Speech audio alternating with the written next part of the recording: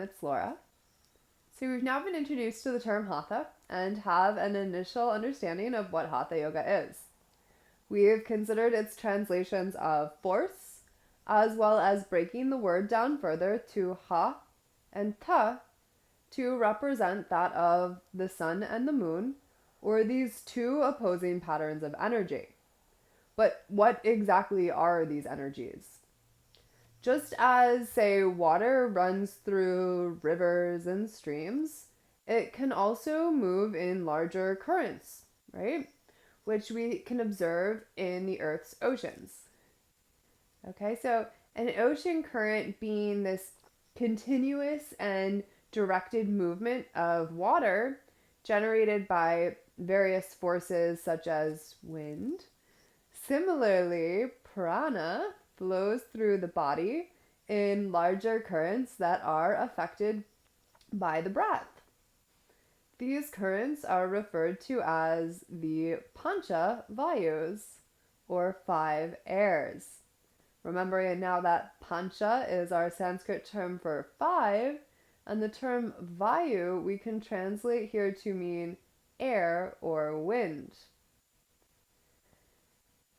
These Vayus are outlined in numerous Indian texts and philosophical systems throughout history. So it's safe to say that their importance cannot be underestimated. They are also outlined and considered within Samkhya's 25 tattvas, the Yoga Yajnavalkya, and as they form the premise of Hatha Yoga, they're of course mentioned in the Hatha Yoga texts, such as the Hatha Yoga Pradipika. They are also considered and a big part within Ayurveda, as the healthy flow of these currents is critical to our overall well-being. These channels connect the inner body with our outside environment and nourish it through breath, food, water, and so on. According to yoga and the Yoga Yajnavalkya, prana extends the body by 12 angulas or finger units. An angula is the ancient Indian unit of measure, and while it may sound a little primitive to our modern ears, it is actually quite accurate. An angula or anguli being specific to each person, it creates a personalized system of measurement. So, we will explore the values in further depth in a later segment, but for now, we can say that the 5 values are prana, apana, udana, vyana, and samana. While prana, we can say, signifies life force, here prana is an overarching header for its initial current in the body. And this prana is generally associated with the in-breath, the inhalation, and the heart space. Apana, the out-breath or the exhale, is associated with the organs of elimination. Samana is our middle breath then and can be associated with the space in between the inhale and exhale and is generally associated with the navel. The importance of samana is also very highly emphasized within the text, which we will also soon examine further. Okay, so udana then is the up-breath, and it is considered an extension of samana. It is associated with the throat, and then this now leaves us with vyana, which is all-pervasive, so it pervades through the body and assists in circulation. So, Hatha Yoga now is then said to be the union of prana and apana. Hatha Yoga is the science of merging prana and apana, this inward and this outward energy, through various practices such as asana, these positions we make with our body, bandha or body locks, pranayama, breath work, mudras, these seals or gestures, all to unite these opposing forces. Hatha Yoga is often considered a preliminary practice then to other forms of yoga, such as Tantra, Kundalini, Kriya, and Raja Yogas. According to Hatha Yoga, if we can't control these energies of prana and apana, we can't control the mind. According to the Hatha Yoga Pradipika, Hatha Yoga shines forth as a stairway for those who wish to ascend to the highest state of yoga, Raja Yoga. So while we are ultimately beginning with the body, we should never forget the greater aim of yoga, that of self-realization, which can happen through mind control, Raja Yoga. Okay, so the mind, body, senses, and so on are historically likened to that of a chariot. However, we can maybe begin to understand this a bit clearer by comparing the human vehicle with that of our more manifest modern vehicle, the car. So the same way a car will crash and potentially hurt us if we aren't in control of the steering wheel. If we don't control our senses and these energies, we can't control the mind and will ultimately get hurt. So Tantra then, we can say, means technique. Okay, so it's come to be this umbrella term for a system of practices and techniques that don't necessarily neatly fall into these other branches of yoga.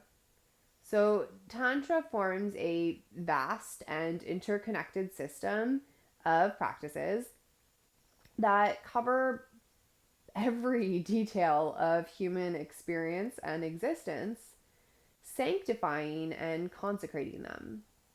So it really just becomes this beautiful, all-encompassing practice where life becomes a practice. So as a group of texts, you can say that there are 28 major tantras, but each tantra is then divided into smaller branches. So for example, the Shakti meaning energy, tantra is one of these 28 tantras, but it is then divided into thousands of branches. So Tantra is a very, very vast field, and you'll hear lots of different interpretations for what exactly Tantra is because of this. Okay, so the Tantras then provide further expansion of the Vedas, applying techniques and technical practices that allow us to see the energy within us and realize our ultimate reality. Hatha Yoga can therefore be considered a branch of Tantra to a certain extent. Okay, so Tantra can also be translated to mean thread, and in this sense, it can be likened to the idea of weaving our creative intelligence imbued to us through Prakriti or nature, which is a beautiful way of thinking about Tantra. So like we see in Samkhya cosmology, according to the philosophy of Tantra, the entire universe is a manifestation of pure consciousness. In manifesting the universe, this pure consciousness seems to, and we'll look at this further later, become divided into these two aspects, neither of which can exist without the other. You can't have a front without a back. So one aspect, like we've said, is consciousness, which in Samkhya we call Purusha. But within Tantra, we can refer to this as Shiva and associate it with the masculine principle. Consciousness then experiences through Prakriti, the creative and manifest aspect of existence, which we can refer to in Tantra as Shakti or energy. and liken it to the feminine principle.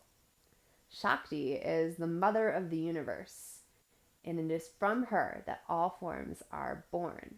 So we can also then later on liken these to maybe the concepts of Ida, Pingala, left, right, and so on. Okay, but so we'll keep coming back to these terms and explore them in different ways of understanding them. So don't worry if they seem confusing at the moment. For now, I'd like us to once again take a step back and view the big picture. This is what the practice of yoga asks us to do, and ultimately the most important aspect of our theory. So we've now been introduced to many of the traditional branches of yoga, right? We looked at Bhakti, Raja, Jnana, Karma. Okay, so with Bhakti, we see that you can use the heart as a path to self-realization. It's within Bhakti that we use love to bring us to a state of one-pointedness through the heart, using this love to generate enough energy to override these other thoughts and emotions we may be experiencing to arrive at a state of one-pointedness and then ultimately stillness. The same is then applied to jnana. However, in this case, we're now using the intellect. We first use inquiry as a means to arrive at one-pointed attention and then ultimately come to stillness, nothingness, pure consciousness, whatever you want to call it. Other practices such as, say, Tantra and Hatha, which could ultimately be classified under karma or yoga of action as well, then first use sensory experience, the body, the breath, and its energies as a means of one-pointed attention, and then using that as a way to arrive at stillness of mind. So we first use the mind to go beyond the mind. We may use the senses to go beyond the senses. We may use the body to go beyond the body. There are so many paths out there, and they're all leading to the same destination. All paths eventually lead to peace, stillness. All paths lead home. Om. So, depending on our natural tendencies, we may be drawn to certain tools or practices or paths more so than others. The same way some people prefer to walk, some people prefer to run, skip, cycle, or drive, we're all going to have different ways of getting to the same destination. Ultimately, remembering that our underlying true nature and the ability to step back and observe this and to then ultimately abide in it is our aim of yoga. So no matter our differences, no matter where we are in the world, no matter what path we take, it's all with the same goal in mind. And this is what we ultimately need to remember as yoga practitioners. All roads lead home. Om. Namaste.